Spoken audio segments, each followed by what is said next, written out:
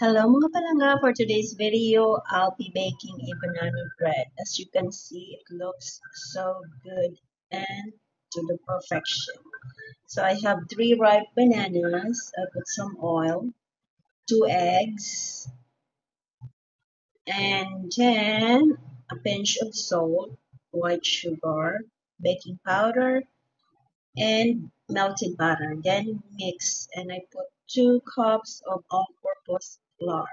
I sip it and then put a full spoon of vanilla. And then nilagyan ko lang ng grease yung ating pan and ready for baking for 40 minutes in a 350 Fahrenheit.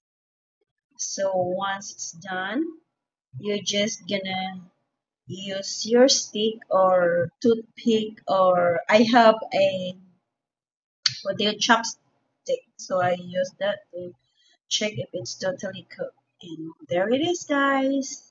Prepare your hot black coffee. Thanks for watching. Bye. Mwah.